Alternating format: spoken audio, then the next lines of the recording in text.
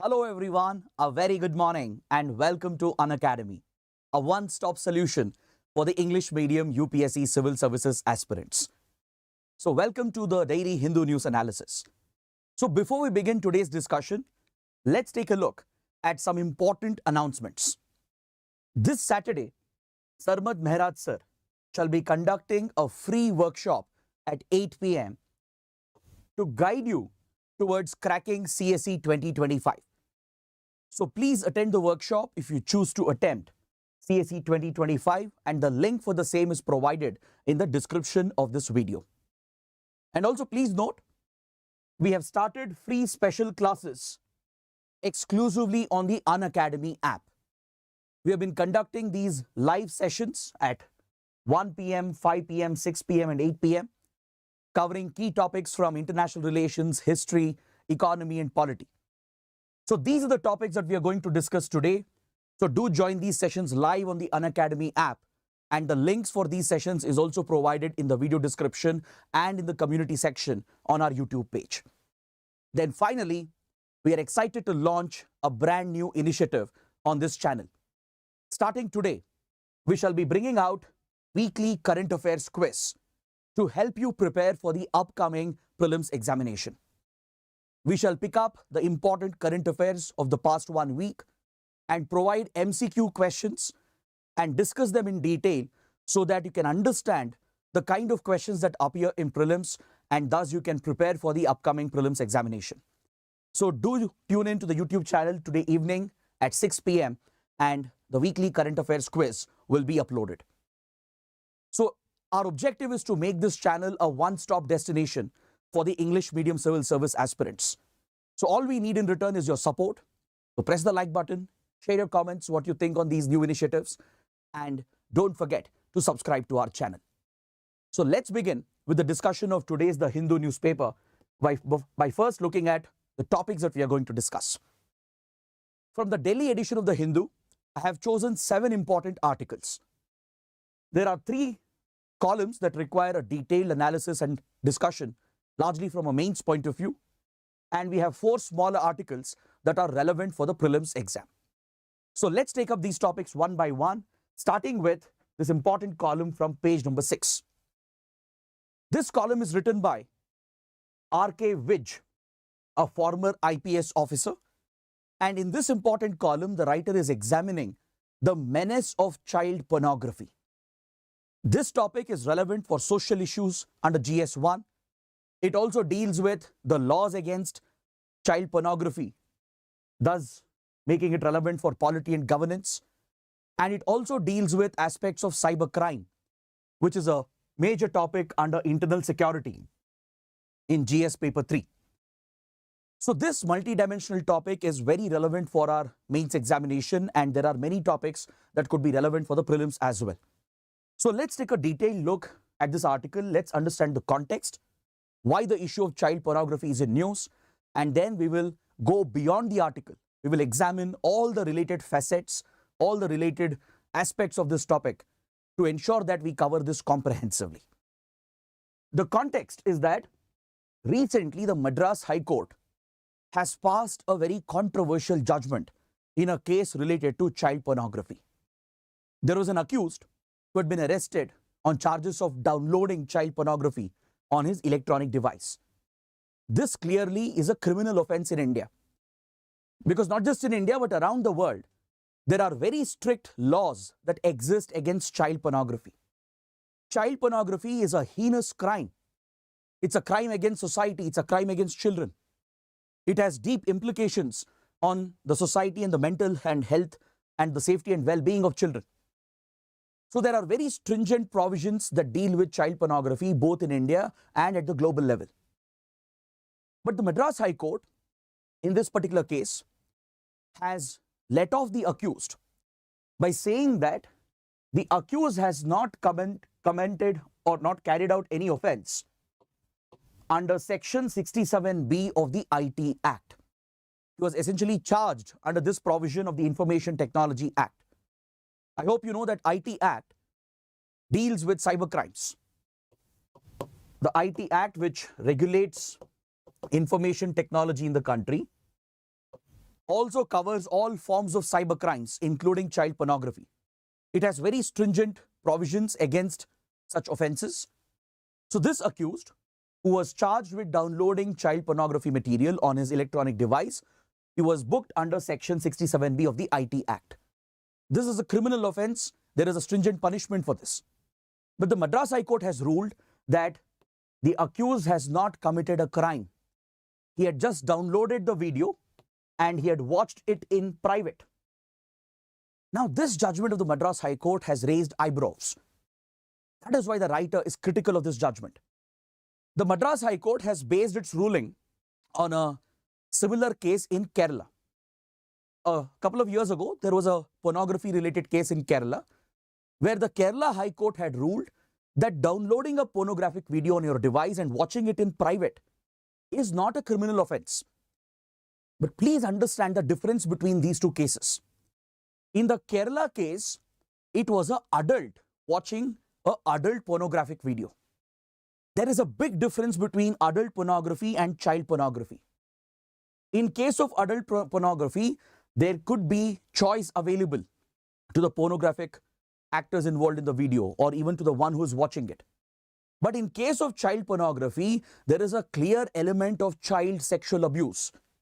Child pornography is known to be linked with child trafficking and child sexual abuse. It is connected with child prostitution. So the children who are often cast in child pornographic videos, they don't have a choice. They're often forced and pushed into this heinous crime. So there is a stark difference between downloading and watching child pornographic material and adult pornographic material.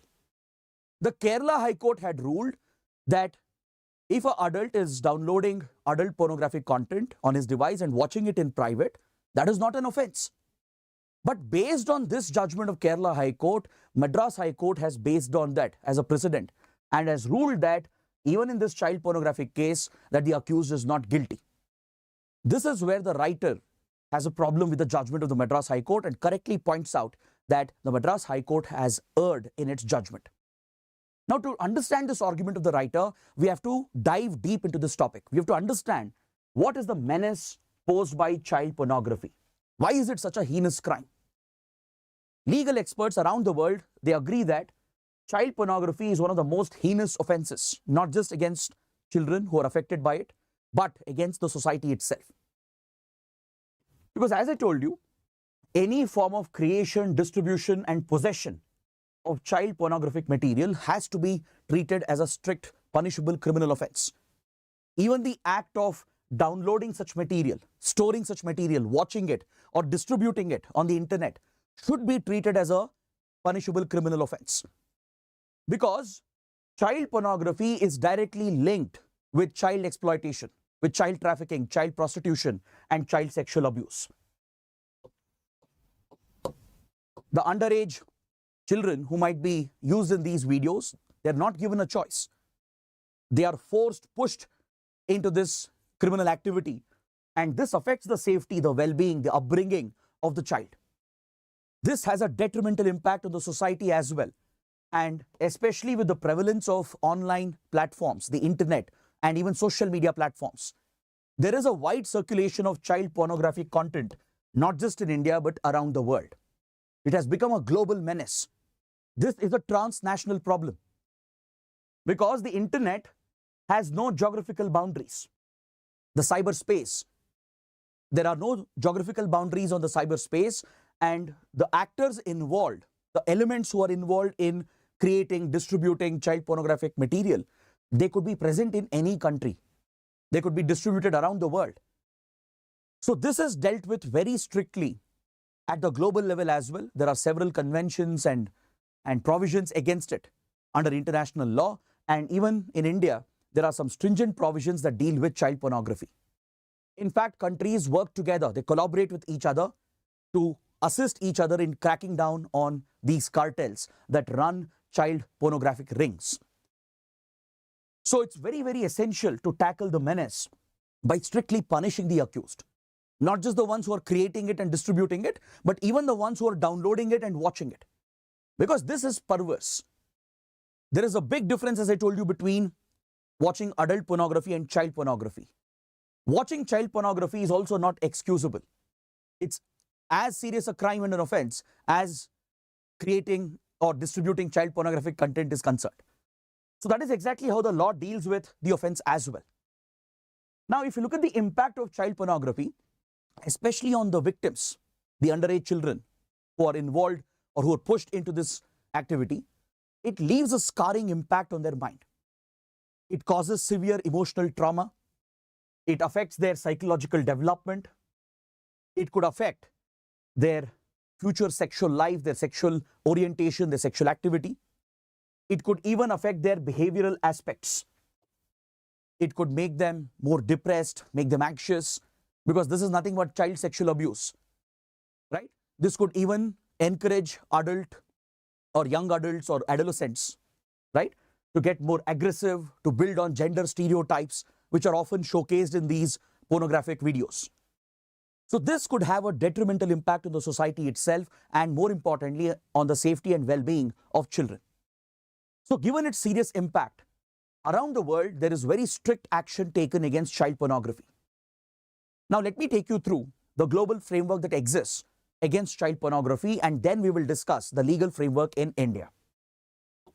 Under the Convention on the Rights of the Child, it's a UN convention that was signed in 1989 and it came into force in 1990. So under the UN Convention on the Rights of the Child, it deals with child sexual abuse, child prostitution, and later an additional protocol, an optional protocol was added to this convention in the year 2000 to explicitly provide for criminalization of child pornography. The Convention on the Rights of the Child provides for protection of the basic rights of the child. This is obligatory on all the member parties who have signed and ratified the convention. India, for example, is a signatory. We have signed and ratified the Convention on the Rights of the Child. So one of the core obligations of the state parties to this convention is to protect children from all forms of sexual abuse. So this convention was updated in 2000 by adding an optional protocol to it to deal with child pornography, which was becoming a prevalent menace with the emergence of the internet. As internet online platforms came up in 1990s, we saw the wide circulation of child pornographic content around the world, and hence the optional protocol was added to specifically provide for criminalization of child pornography. So all member states are obligated here through this optional protocol that was added at Vienna. An international conference was held under the Convention on the Rights of the Child at Vienna in Austria that specifically dealt with combating child pornography. So following this, a provision was added, an optional protocol was added to the UN Convention that obligates every UN member state to criminalize the creation, distribution, and even consumption of child pornographic content. Then we also have the Budapest Convention that was brought out by the Council of Europe. Council of Europe is a European regional organization. Don't confuse this with European Union. The EU is a different regional grouping. It's a political economic union. The Council of Europe is another Europe-based regional grouping. So Council of Europe adopted a convention on cyber crimes. This is the only convention we have at the global level that specifically deals with cyber crimes, all forms of cyber crimes, from cyber fraud to cyber theft to child pornography. All such cyber crimes are dealt with under the Budapest Convention adopted by the Council of Europe. Most Western countries, from European countries to US, they are all parties to the Budapest Convention. This convention basically defines various cyber crimes. It promotes international cooperation between the members to deal with cyber crimes. India, however, is not a member of Budapest Convention. Now, can you find out why India has not joined the Budapest Convention? That is a small homework, a small assignment for you. Read more about the Budapest Convention or the Convention on Cyber Crimes and understand why India has not joined this convention. We have debated this issue. The government has considered joining the convention, but most of the opinion within the central government has been that we should not join the Budapest Convention, and there is a specific reason behind it. So please read about this, take this as a small homework for you, and mention the reason in the comment section below as to why India has chosen to not join the Budapest Convention. So under the Convention on Cyber Crimes, child pornography is dealt with in a very stringent manner. Under this convention, there is a special provision added to prevent child sexual exploitation and sexual abuse through online platforms. It provides for criminalization of the offense of child pornography. So this is the legal framework that exists at the global level, and in India as well, we have very strict provisions. As a result of the strong legal framework, there is transnational cooperation between different countries and jurisdictions to tackle the menace of cybercrime. Usually, organized crime syndicates involved in trafficking and prostitution are also involved in child pornography. So there is global cooperation between police and law enforcement agencies to deal with the threat, and they make use of the Interpol platform. Interpol, which is a global police organization that promotes international cooperation between police and law enforcement agencies, it has maintained a database. Please make a note: the International Child Sexual Exploitation Database. It's a global database maintained by Interpol to track the victims of child abuse, child exploitation, and child pornography. It helps the police agencies, law enforcement agencies to take the help of Interpol and to track down the offenders, to get hold of the sexual offenders who are involved in such criminal offenses. So this is an international database created by the Interpol, and Indian law enforcement agencies also make use of this database. In India, we have a nodal agency that is designated as the liaison agency to liaison with the Interpol. Please find out which is this law enforcement agency. There is a law enforcement agency in India which is the designated nodal agency to work with Interpol, to share information, to raise notice requests, and to request data and assistance from other countries through Interpol. There is a nodal law enforcement agency in India. Find out which law enforcement agency is this. So through this National Law Enforcement Agency, India coordinates with Interpol. We make use of this database on child sexual exploitation to not just track the victims and to look after their safety and well-being, but also to get hold of the culprits, the offenders, and to punish them. Since these are transnational crimes, it requires international cooperation to tackle the threat. So within India, we have the POCSO Act, which is in line with our international commitments under the Convention on the Rights of the Child.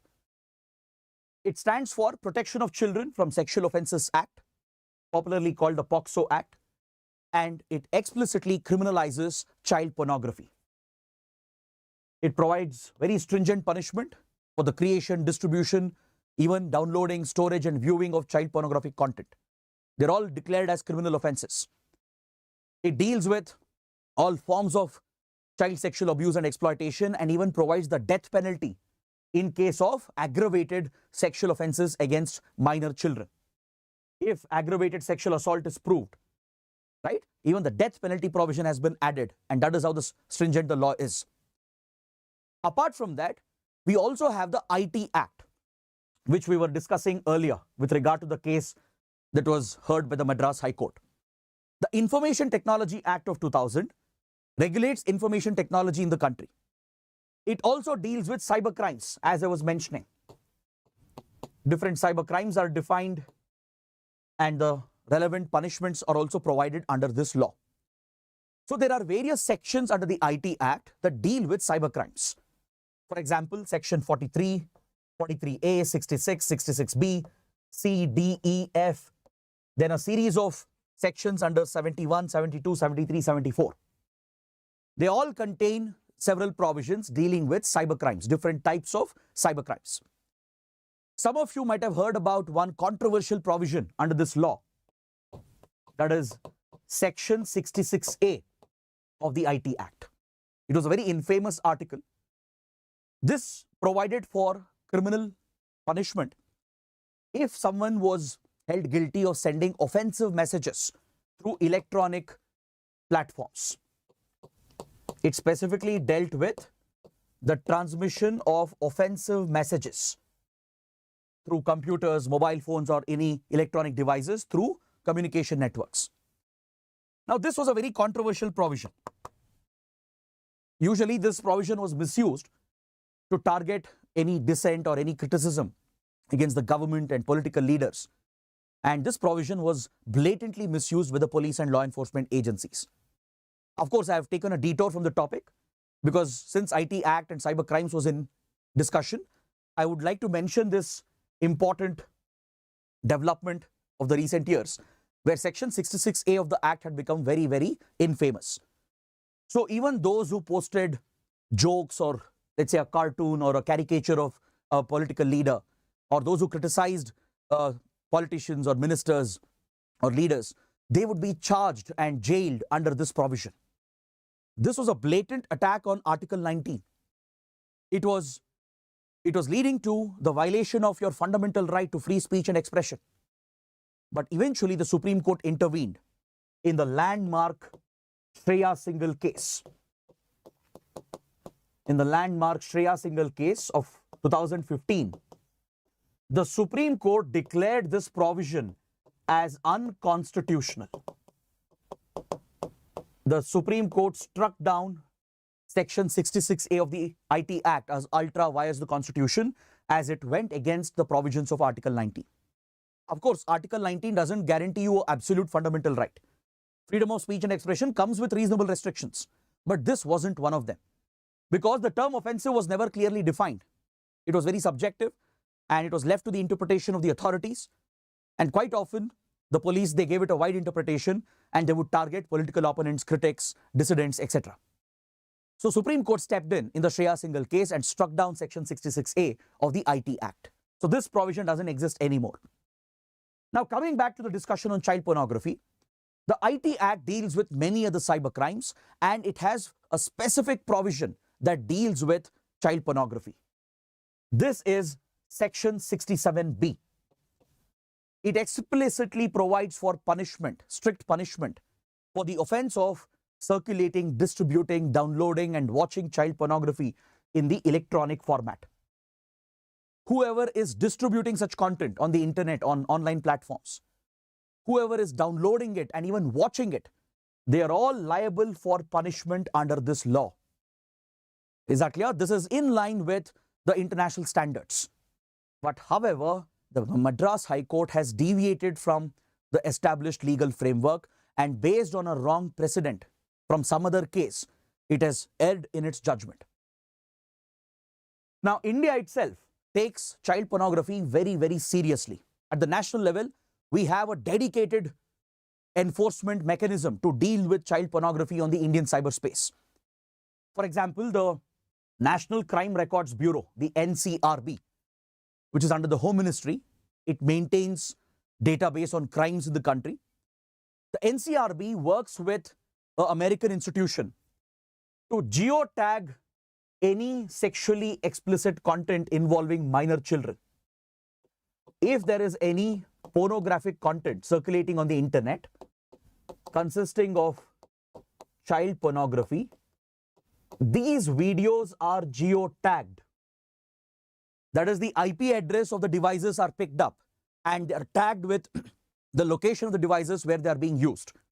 So if a child pornographic video is being circulated or downloaded or being viewed anywhere on the internet through electronic devices, this will be tracked and geotagged by the NCRB in association with an American institution. Is that clear? India also works very closely with Interpol. The law enforcement agency I was mentioning earlier, which is the nodal liaison agency to work with Interpol, works closely with Interpol to make use of Interpol's database to track the victims and the offenders. We seek international assistance and cooperation as well through Interpol. We seek the help of other countries if the criminals are hiding in other countries. The Home Ministry has even set up the National Cybercrime Reporting Portal, where citizens can report all cyber crimes. And especially complaints regarding child pornography is taken very seriously by the Home Ministry. Any complaint coming from citizens on this portal regarding child pornography is dealt with very seriously by the Home Ministry. It works closely with the state governments, with the cybercrime police divisions at the state level, and they will get hold of the accused. there have been many instances where people have been arrested and punished for downloading and watching child pornographic content. So this is how India is strictly enforcing the law.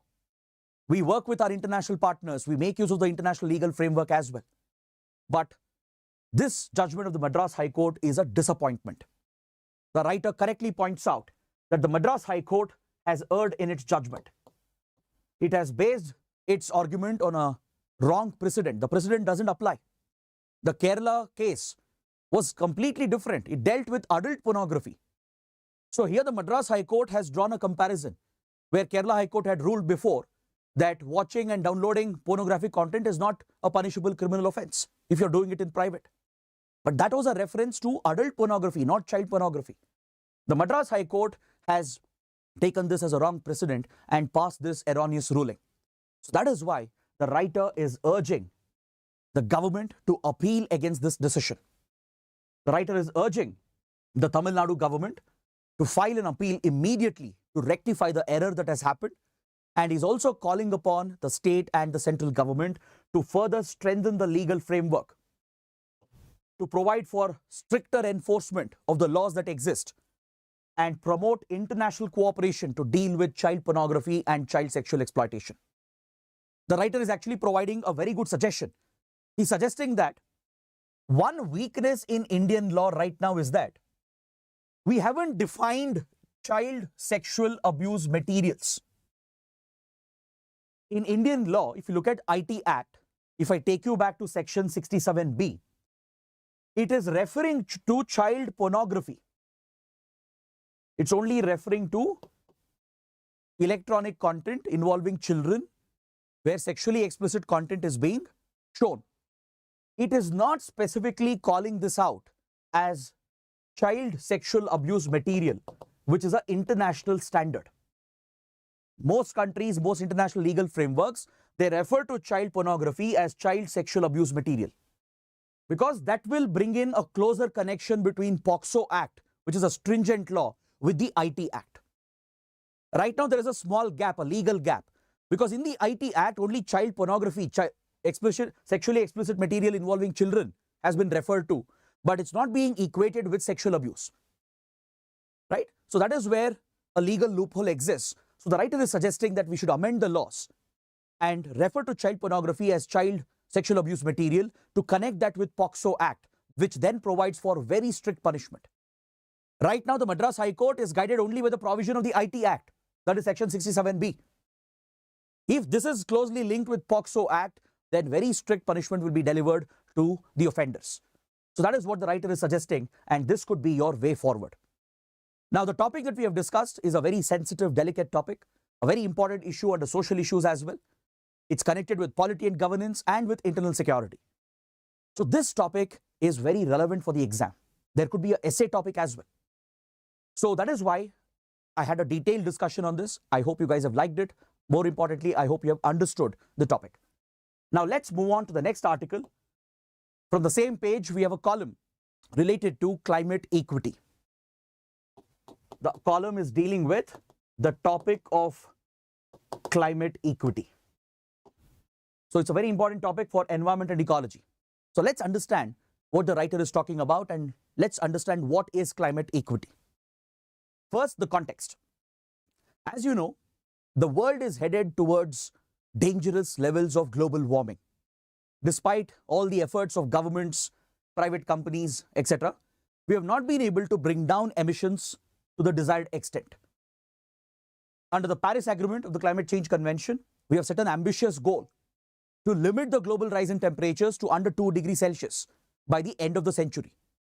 And if possible, to limit the global rise in temperature to under 1.5 degrees Celsius by the end of the century. This is the ambitious goal that Paris Agreement has given for us.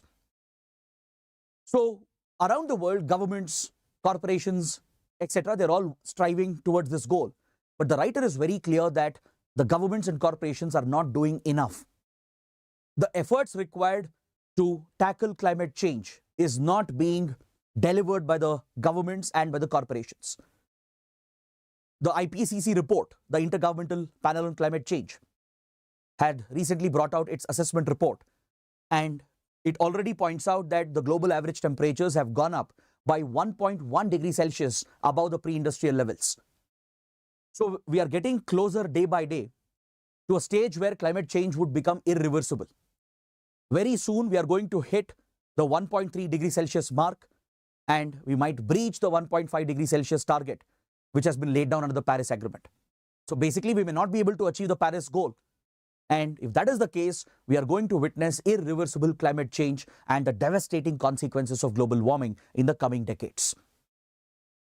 So given this fact, it's very important to phase out fossil fuels. That is, to stop the extraction of fossil fuels and to completely stop its usage and consumption. There is no doubt about it.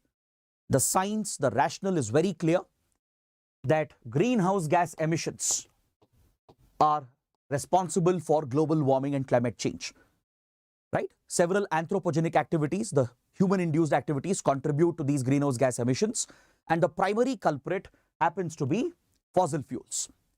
Fossil fuels that we use in power generation, for example, coal,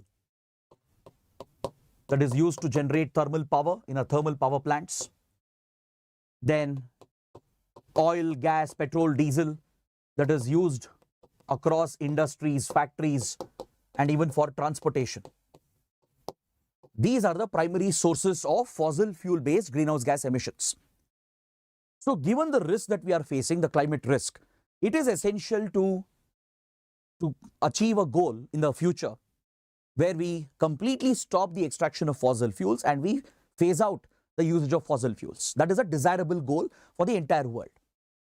But however, there is a big question that comes up when it comes to phasing out fossil fuels and banning the extraction of fossil fuels. The question is, should every country contribute the same? Should India, let's say Bangladesh, US, these three countries which are starkly different in their economic and social development, should they contribute equally to the effort towards phasing out fossil fuels? That is the question.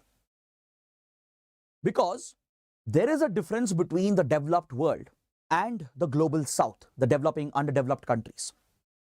There is a strong logical argument here that the developed countries have to contribute more towards phasing out of fossil fuels, towards stopping the extraction and phasing out the consumption.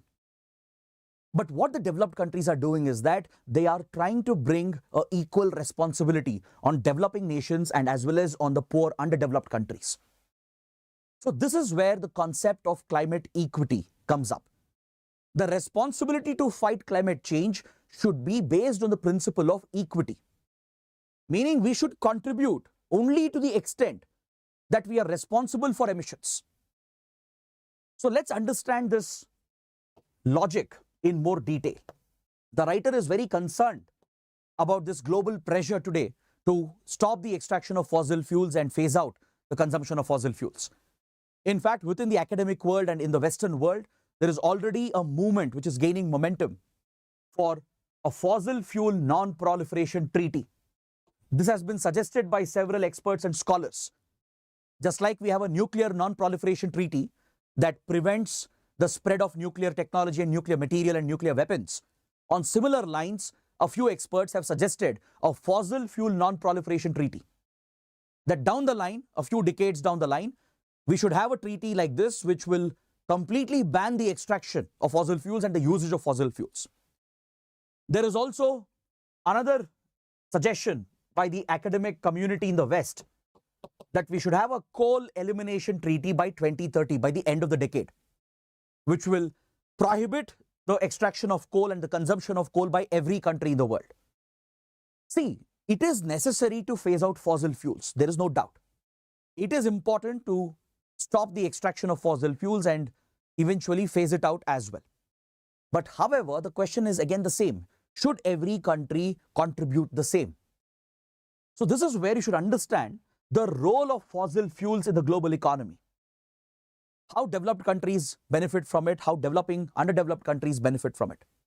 Now, if you look at the production gap report of 2023, the hypocrisy of the Western developed countries and oil-producing nations is exposed. Because on one hand, they are championing the call for phasing out extraction of fossil fuels. Western countries are setting targets for net zero emissions. They're pressurizing every country to stop the consumption and eventually completely phase out the consumption of fossil fuels. But they themselves are increasing the extraction of fossil fuels in the coming years. According to the Production Gap Report, Western countries led by US, Canada, Australia and others, they are planning a 110% increase in the extraction and consumption of fossil fuels.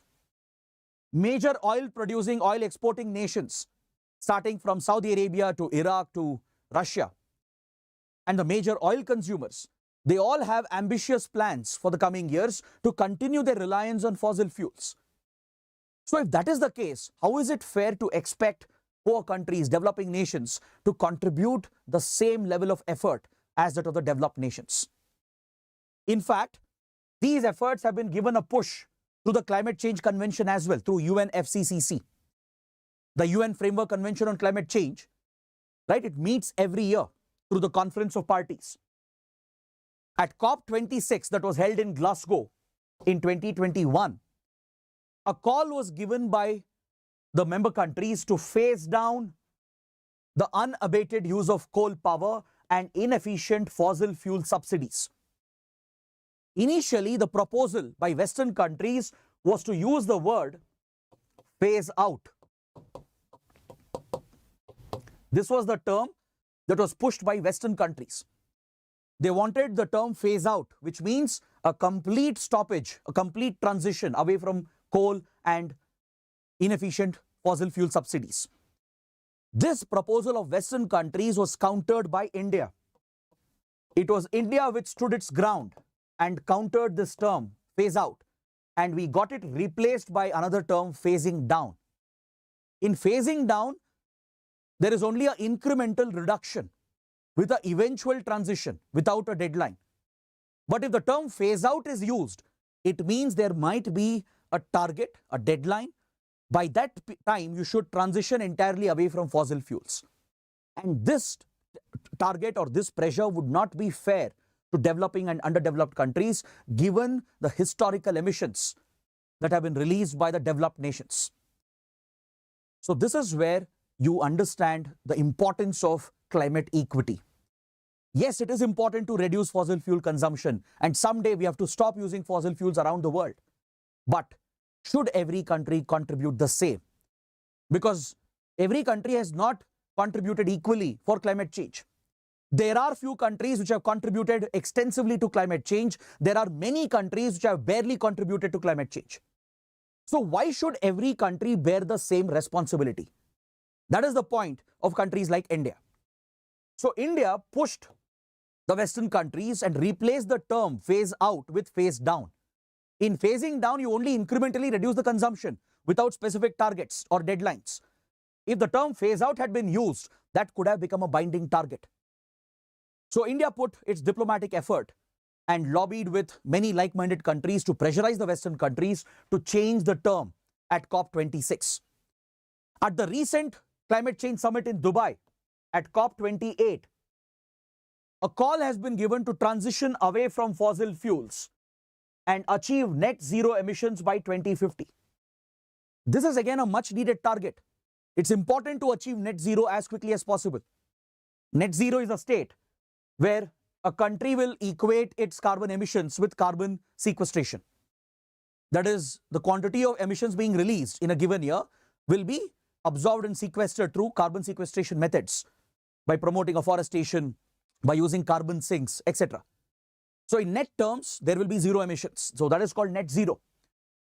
So few countries have set a deadline of 2050 and around 2050 to achieve net zero, which means we have to start reducing our fossil fuel consumption. But however, the same question pops up again.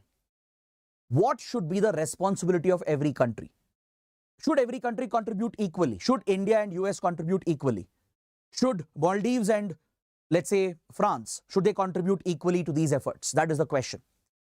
Because throughout climate change negotiations, the history of climate change negotiations, India and other developing countries have championed one important principle called CBDR, which is today even called as CBDR-RC. It stands for Common but Differentiated Responsibilities and Respective Capacities. or respective capabilities. Now, what do you mean by this? There is also another concept called NDCs, Nationally Determined Contributions. So these are two important terms that you need to understand in order to further understand the principle of climate equity. See, when it comes to climate change negotiations, there has always been a divide, a rift between the developed countries and the global south. So global south basically refers to your developing nations and the poor underdeveloped countries. So India is one of the leaders of the global south, along with many other emerging economies. The developed countries are the industrialized nations, the Western countries, the industrialized countries of the world. Now, there is a fundamental difference between the two sides with regard to how they have contributed to emissions. For example, the Western world, starting with Europe, they became developed countries, they became industrialized. They solved all their socio-economic problems because they managed to burn fossil fuels freely without restrictions, without caring about emissions, without caring about the environment and climate.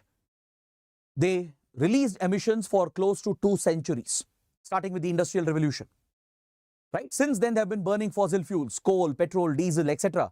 And that is how they developed their economies. They provided employment to their people, improved their standard of living, solved the basic problems of socio-economic development, provided better education, better healthcare. That is why these countries have become developed. It's primarily because they got a cheap source of fuel, that is fossil fuel. Fossil fuels have been the cheapest source of fuel known to mankind. From coal to petrol, diesel, natural gas, these are the cheapest and most efficient sources of fuel that we have always used. But now, due to the climate change threat posed by these emissions, the developing and poor countries are also getting affected. We are witnessing more extreme weather events, more disasters. So they're already paying the price. But if you compare the emissions of developed countries with the global south, there is a massive difference. Especially if you take per capita emissions. If you look at per capita emissions, there is a huge difference between the developed countries and the global south. So the point is, why should we take up equal responsibilities? If they are responsible for historical emissions, if Western countries, industrialized nations have released emissions for hundreds of years, freely, without restrictions, right? The question is, why should poor developing countries compromise on their development? Because please understand, to transition to cleaner fuel, to green energy and renewable energy, it requires a lot of investments. You'll have to restrict your economy. You have to restrict the consumption of fossil fuel, which is cheaper. So this has an economic cost. This cost cannot be borne by developing nations and poor countries. Now look at India. India today is one of the top emitters today. But historically, we haven't contributed much to global emissions, right? So why should we pay for historical emissions, historical responsibilities? That is the responsibility of the developed countries. They should be contributing more. They should even assist the global south by providing technology and finance in order to help in transitioning away from fossil fuels. This is what we championed at the Kyoto Protocol in 1997 under the Climate Change Convention. In fact, India, China, and many other emerging economies got together along with the global south countries, and together they championed this principle called CBDR, common but differentiated responsibilities. Fighting climate change is a common goal for every country in the world, but the responsibilities has to be differentiated depending on historical emissions, depending on historical responsibilities of each country. This has been the bedrock principle of climate change negotiations. This was slightly diluted under Paris Agreement when NDC concept was introduced, nationally determined contributions. The Paris Agreement of 2015 moved away from CBDR. There was a slight dilution of CBDR. Instead of providing legally binding targets to the industrialized developed countries, it only provided for voluntary contributions. These voluntary contributions are called NDCs, nationally determined contributions. Each country will determine its own contribution and it will strive towards bringing down emissions to tackle climate change. This was a slight dilution of CBDR principle, but still the CBDR principle is at the core of climate change negotiations. Today, this is referred to as CBDR-RC. RC stands for respective capacities or respective capabilities, which means countries will contribute to fight climate change depending on their capabilities. Now see, for example, even though India's per capita emissions are very low, let's say you take our per capita emissions, compare with the US. The emission of Indian, right, is 20 times, 19 to 20 times lower when compared to the per capita emission from American citizen. That is the difference, the stark difference when I'm talking about per capita emissions. But still, we agree that India today is a top contributor. So India has a much larger economy. We do have sufficient technology and resources to transition away from fossil fuels. But within our capacities, we will decide to what extent we will move away from fossil fuels. This can't be enforced from the West through the Climate Change Convention. That is the point of India. That is the point of every developing, underdeveloped country. Now, you can't ask, let's say, Maldives or Sri Lanka or African country to contribute the same as that of India. Let's say countries like India, China, Brazil, right? Even though they are developing countries, they're not responsible for historical emissions. They at least have more capacities today. Today, they are also top emitters.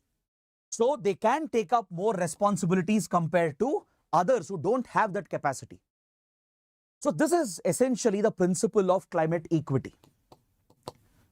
This is what the developing nations want to be adopted, right? The Western countries should take more responsibility. They should be held accountable. There shouldn't be any kind of unnecessary pressure on developing and underdeveloped countries to contribute more than what they should. Depending on respective capacities, they will contribute under the voluntary contributions. Now, India is already a leader when it comes to adoption of renewable energy, solar, wind, etc. Right? India's voluntary contributions, if you look at India's NDCs that we have announced under Paris Agreement, it's quite ambitious. We have reduced our emissions intensity, we have increased afforestation, and we have set a very ambitious goal for renewable energy target. And we are likely to achieve all the targets by 2030. So depending on their respective capacities, developing nations will contribute how much ever they can. But this can't be forced. This can't be unfair or unequal. That is the whole concept of climate equity. So the writer is suggesting that we should look at international law for reference. If you look at international law and damage to the environment, there are certain examples available here. And how this applies to climate change is something that the writer is examining. The writer is specifically talking about a particular case in South America between Argentina and Uruguay. In the year 2006, there was a major environment-related case that Argentina filed against Uruguay at the International Court of Justice, at ICJ. What was this case? This case was popularly called the pulp mills case. Uruguay had given permission for pulp paper mills to establish their plants on the Uruguay River, which is a transboundary river shared between Uruguay and Argentina. Argentina filed a case against Uruguay against this project by arguing that these paper mill projects, which Uruguay has permitted on the river Uruguay, could cause transboundary environmental damage. Right? Because geography doesn't know these boundaries, these artificial boundaries that we humans have drawn. If Uruguay does something on its side of the river, it will affect the ecosystem on the Argentinian side as well. Right? So it is a transboundary environmental issue. So Argentina approached the ICJ because ICJ takes up these cases between two UN member states to resolve disputes between UN member states. So in this case, ICJ ruled in favor of Argentina by saying that environment impact assessment should be mandatory on the part of Uruguay. Even though Uruguay has its own right to use its natural resources to provide for its economic development, if that is affecting some other country, if there is an environmental impact, a transboundary environmental impact, then the country responsible will be held accountable for it. Is that clear? So that is the core point you need to take away from this case. As per customary international law, every country has a right to exploit its natural resources for driving economic development. But this doesn't mean you can harm other countries. If there is a transboundary impact, the country responsible will be held accountable. Now, Western countries are trying to use this argument of customary international law to target developing nations and underdeveloped countries. They are arguing that if you don't reduce your emissions and ban fossil fuels someday in the future, the emissions from developing countries, underdeveloped countries could affect the whole world. It could affect the developed nations as well. So based on that argument, they are trying to push customary international law with regard to climate change commitments. But the writer says this approach cannot be justified by Western countries, because this is where developing nations can bring up the concept of historical emissions.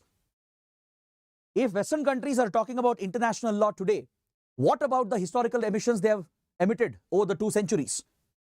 In that case, they are responsible for climate change largely, and they should contribute more. So we can twist the argument. That's what the writer is suggesting.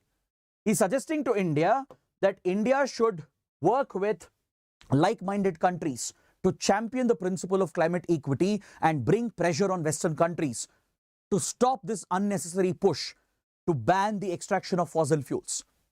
Yes, fossil fuels have to be banned someday. We have to move away from it. But this can't be by force. If it has to be done, the developed countries have to do it first. But look at their hypocrisy. They themselves are extracting fossil fuels. They have much higher targets for the coming years to extract fossil fuels. And they're expecting India and others to ban and reduce and stop the usage of fossil fuels. So this is a concern, because many Western experts, Western organizations, they are trying to mix customary international law and human rights law into the argument. They're saying that even if other countries are consuming fossil fuels, it will lead to violation of human rights, because climate change has an impact on human rights. They're arguing that customary international law dictates if there is a transboundary impact, then the responsible country should be held accountable. Through such legal methods, they are trying to pressurize developing nations. So writer says we actually have a good counterpoint here. We can use the same customary international law to turn it against them, because they are responsible for historical emissions. They have already caused enormous harm to the world. They are largely responsible for global climate change, which means they should contribute more. Let them ban fossil fuels first. Let them transition away from fossil fuels. But they're not doing that. So they say something else and they do something else. If you look at their plans, they still have ambitious plans for coal and other fossil fuels in the coming years. They want to increase the extraction. But they're saying we'll achieve net zero by 2050, 2045. US has set a target to achieve net zero by 2050. European Union has a target by 2045. But if they still have plans to increase their fossil fuel extraction and consumption, how will they achieve net zero? Will it even be a valid achievement? So the writer says that India should not budge. We should align with other developing nations, underdeveloped countries. Yes, climate change is a major threat. It affects every one of us. But this should not be unfair to developing nations and underdeveloped countries. Principle of climate equity should be at the center of any climate change negotiations. If fossil fuels have to be banned, if it has to be stopped from being used in the industry, it should begin from the Western countries. Then they should assist us, give technology, give finance, and help us transition away from fossil fuels to adopt cleaner fuels and renewable forms of energy. So that is the core argument the writer is making.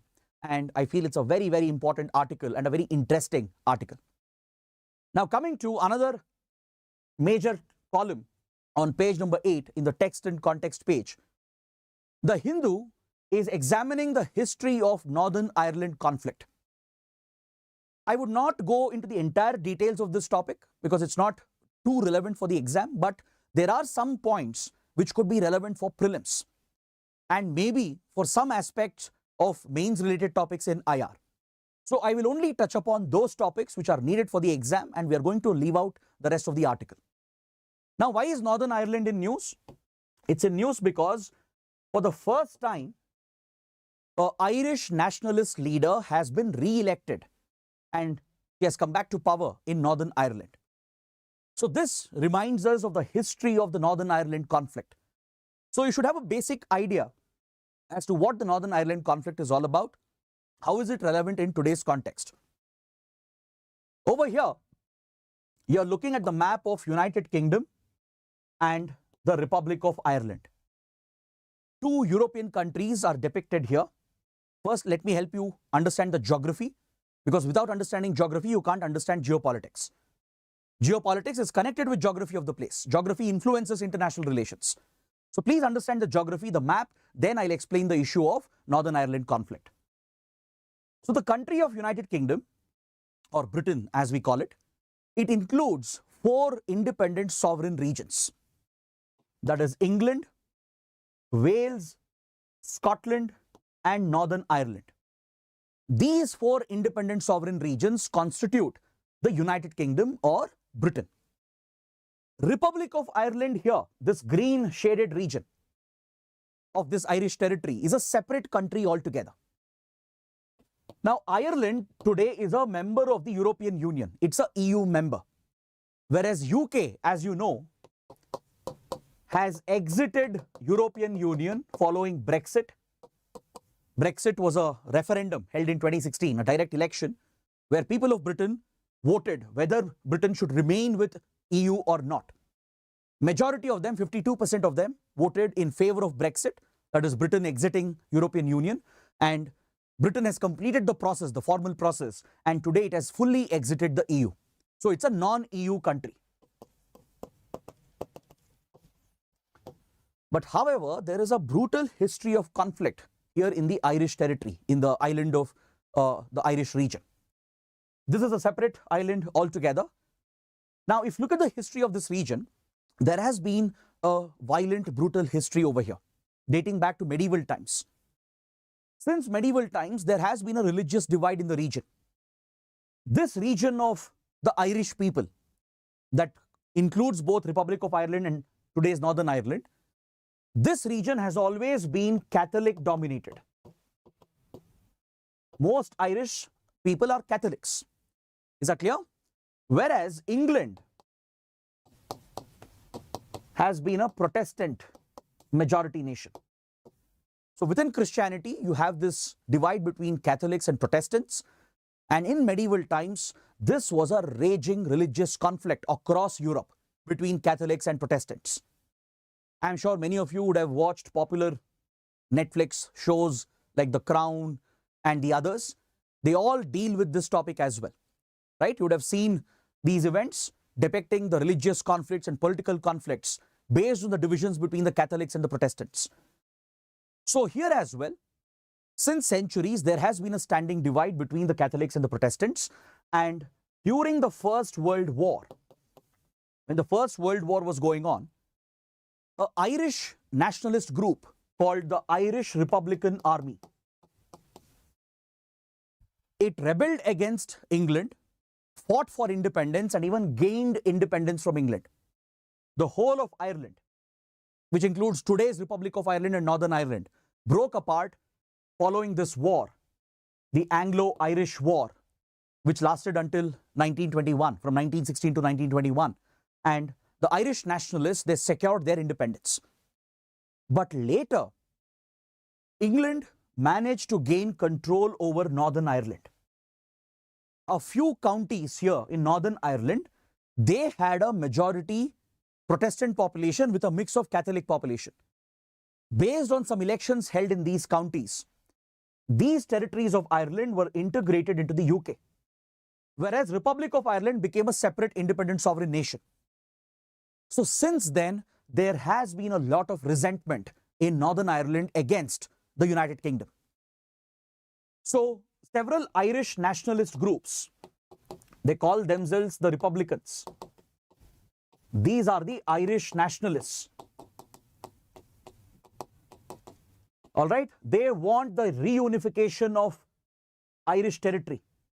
They want Northern Ireland to reunite with the Republic of Ireland. They want to break away from Britain. But however, the UK would never allow this. It's a territorial threat. It's a threat to its sovereignty. So those who oppose this, they are called the Unionists. They want the Union to remain strong. They don't want Northern Ireland to break away. Even in Northern Ireland, there are few pro-UK factions They are the unionists who are in favor of remaining with the UK. So this divide, it was a political, economic, social divide, triggered an insurgent war, a brutal insurgent war over here, lasting for almost 3 decades, from 1968 to 1998. A violent insurgency broke out, the Irish insurgency. The Irish nationalists, who were leading a separatist movement, they took up arms and they started a violent insurgent movement under the leadership of the Irish Republican Army. The IRA and many other Irish nationalist groups came up, which carried out major attacks in Northern Ireland and even across UK, creating a major security situation over here. This conflict, this civil war in Northern Ireland lasted for 3 decades, 30 years. In 1998, this conflict was brought to an end with the signing of the Good Friday Agreement. This is an important topic. There could be a prelims question. What is the Good Friday Agreement? What does it deal with? Right? Or a basic map-based question on Republic of Ireland and Northern Ireland. That is what you can expect. So through this agreement signed in 1998, the Irish insurgency was brought to an end. It was a very unique agreement. This satisfied the demands of both the sides, of both the Republicans and the Unionists. As per this agreement, both Republicans and Unionists, they agreed that they would share governance equally. Even today in Northern Ireland, the governing authority has a mix of Unionists and the Republicans. So both are represented. And for the first time, a Republican, a nationalist, has been re-elected as the first minister of the Northern Ireland government. So that's why the topic was in news. So they have shared the governing authority as well. And it has a provision for a referendum to be held in the future if Northern Ireland decides to separate from UK. If the people of Northern Ireland decide, if they seek reunification with Republic of Ireland in the future, they can hold a referendum, a direct election, as per this agreement. So it's a very unique agreement in that regard. It provides for equal power sharing between two rival conflicting parties and even allows a referendum to be held to allow Northern Ireland to reunify with Republic of Ireland. And finally, it also addresses the question of citizenship. The Northern Irish people, they can opt for not just British citizenship, they can even opt for Irish citizenship given by Republic of Ireland, meaning they can become dual citizens. And it abolished all the border checks, the border controls, providing full movement, free movement of people and goods between Northern Ireland and Republic of Ireland. Now, this is very, very important because Republic of Ireland, being an EU member, is obviously part of the free trade regime. Only EU members can have free open borders under the Schengen visa system, the immigration system. Right? Those members of EU who are part of this free trade area, they abolish border controls. They provide for free movement of people and goods and services and investments. So UK, which was also a EU member, had created a soft border over here. Before 2016, there was no issue at all because both Republic of Ireland and UK, both were members of European Union. They were part of the free trade area. They were part of the free regime. So this border here between Northern Ireland and Ireland was a soft border. There were no harsh border controls and no security checks, no custom duties were imposed here. So there was free movement of people and goods that allowed the Irish people to mingle and protect their respective cultural and economic interests. But now, as Britain decided to quit the EU through Brexit, a major challenge came up. The question was, what will happen to the boundary between Republic of Ireland and Northern Ireland? Will it remain a soft border? Because according to EU guidelines, if goods are moving from, let's say, a EU country to a non-EU country, there should be a hard border. There should be a security check, custom duty check. If goods are entering from a non-EU country to the European market, to the EU market, there should be hard border controls according to EU rules. But UK had promised under Good Friday Agreement to the Irish nationalists that this border will be a soft border. There will be no border checks. There will be free movement of people and goods. So this was in contradiction. So as Britain was exiting the EU, there was a need to strike a deal to determine how this boundary will be operated between Northern Ireland and Republic of Ireland. So accordingly, the Northern Ireland Protocol was initially worked out. Northern Ireland Protocol was worked out between UK and European Union, which allowed for a particular arrangement for the movement of goods. According to Northern Ireland Protocol, goods coming from UK, from mainland UK to Northern Ireland, they were undergoing a security check and a custom duty imposition over here, because these goods might enter the EU through the soft border which was maintained even after the UK exited the EU. Keeping in mind Irish insurgency, nationalism, the history of the conflict, keeping in mind the promise of Good Friday Agreement that this border would be a soft border, EU and UK agreed that this border will remain a soft border. But EU would have a concern. What if UK goods enter Republic of Ireland and then to other European countries? UK now was a non-EU country. What if the goods enter from here into Northern Ireland, and because of the soft border, no border checks, it will enter the EU market and to other European countries. So this will defeat the very purpose of the European free trade regime. So that is why a security check and custom check was imposed over here. Goods from UK, from let's say England, Scotland, Wales towards Northern Ireland were being checked at the ports in Northern Ireland. The taxes, the duties, customs were being imposed. But this created a major logistical problem. This led to a lot of delays. It affected the trade, the economy. It created a shortage of essential items in Northern Ireland. Goods sent from UK to Northern Ireland wouldn't reach on time. Perishable goods were getting affected. So this created an economic crisis a few years ago. So that is why there was a renegotiation between UK and EU, and now the Northern Ireland Protocol has been removed and it has been replaced with the Windsor Framework. The Windsor Framework Agreement that was worked out in 2023, last year. So according to this new arrangement, goods which are destined to Northern Ireland, that is within the UK, they will move through the green lane, where there are no security checks, no duties imposed, there is no hold up due to logistical paperwork issues. So goods will flow freely within the UK. This is one sovereign country. So let's say goods are sent from England or Scotland to Northern Ireland, they will enter through the green lane without security checks, without taxes and duties. But however, if goods are heading to Republic of Ireland, they will pass through the red lane, because from a non-EU region, goods would be entering a EU region. So this is where security checks, border checks and custom duties are imposed and levied to ensure that the EU market is also protected. So currently this is the arrangement that exists, which is the Windsor Framework Agreement, which replaced the Northern Ireland Protocol. This satisfies the Irish nationalist demand as well. The soft border remains over here. People can still freely move around. Goods can move around. It satisfies the EU, right? The goods from UK will not enter EU market without checks and taxes. And internally, it will not create a problem within UK. Within UK, goods will move quickly to Northern Ireland and solves the problem of UK. So this is the agreement that was worked out last year, the Windsor Framework Agreement. So this completes my detailed discussion of today's mains articles. Now let's take a quick look at the prelims articles.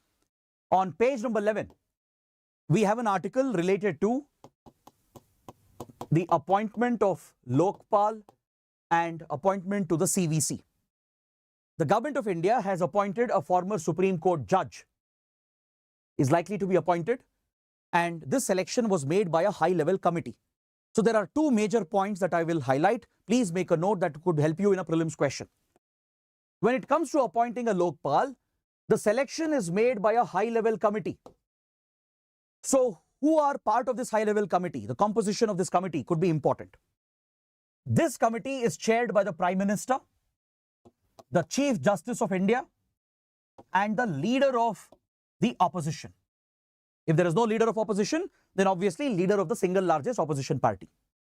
So these three members are part of this high-level committee that appoints the Lokpal, that selects and appoints the Lokpal. Now coming to CVC, the Central Vigilance Commission. Both these institutions play a critical role in tackling corruption within the government, the Lokpal and the CVC. So that is why there is a need for transparency and fairness in the appointment process. The government alone cannot control this process. So that is why the CJI also has been included in appointing the Lokpal, right? According to the Lokpal Act. Leader of opposition has been given a role. So coming to the appointment to the Central Vigilance Commission, there is a committee that is headed by the Prime Minister, the Home Minister, a minister who is appointed by the Prime Minister as part of this committee, and the leader of opposition. These are the members who select and appoint the commissioners to the Central Vigilance Commission, the CVC. So please remember the composition of these committees. All right. Next, on page number 12, we have a security related article. The CDS, the Chief of Defence Staff, who is the highest ranking military officer in the country, has addressed a defense conference on space militarization. He has taken part in dissect 2024, which is an exhibition and a symposium on militarization of outer space. This brings India's defense industry together with the private players, and the CDS, who's the highest ranking military officer, right? He has called upon the Indian defense industry and the private companies to collaborate and work together to develop counter space capabilities. Because today India also has entered the domain of space-based warfare. Just like US, Soviet Union and China, India also has joined the rank of these countries, and even we have space-based military capabilities. Recently, India tested a space-based weapon by conducting an anti-satellite test. A ASAT weapon was tested under Mission Shakti. In 2019, an anti-satellite weapon was tested by targeting a defunct satellite in orbit, and India displayed the capability to destroy enemy satellites if required in outer space. So India also has become one of the few countries in the world with outer space military capabilities. In fact, India has even established a dedicated defense space agency. We have established a defense space agency. It is headquartered in Bengaluru, the space hub of India. So the Defense Space Agency is a military organization. It's a tri-service military organization that draws personnel from Indian Army, Indian Air Force, Indian Navy, and also from ISRO and other agencies and organizations. This is a tri-service military organization which is responsible for space warfare, space-based warfare. So it is coming out with a space doctrine, a space warfare doctrine. It even conducts space warfare exercises, and it's responsible for protecting India's space assets, including our satellites and other payloads in orbit, and also to engage in space warfare if required. So to develop these counter space capabilities, India had launched a mission called Mission Def Space that was launched in 2022. The idea was to promote collaboration between public sector defense agencies and private organizations and startups to come out with innovative counter space capabilities in the military domain. So Mission Def Space was launched 2 years ago under the IDEX initiative, Innovation for Defense Excellence. The IDEX initiative was launched earlier in 2018 to promote indigenization of defense technologies, to promote self-reliance, to promote Atmanirbharata. So under the IDEX initiative, Mission Def Space was launched, and through this, 75 innovations have come out in the domain of space-based warfare. 75 major defense technologies for outer space warfare has been developed under Mission Def Space. So this achievement of India was highlighted by the CDS when he was addressing this symposium, that is DefSat 2024. So all these key facts that I have mentioned about India's space warfare capabilities could help you in a prelims question. Next, coming to a small update from Maldives. Maldives is facing a grave economic crisis. It is facing very high levels of debt and high levels of fiscal deficit because its economy is suffering from a high debt burden. The pandemic delivered a big impact on tourism of Maldives, which is a big source of revenue. And today, according to the IMF, Maldives is at great risk of defaulting. Its debt to GDP ratio has jumped to 115%. And the biggest debt burden is with China. China is the biggest bilateral creditor to Maldives. It has given loans up to $1.4 billion. And today, Maldives is not able to repay the loan. So this is where you should remember an Indian initiative that was launched many years ago to help Maldives in such situations. India had established a standby credit facility of $100 million through the RBI. This is an exclusive credit facility given to Maldives.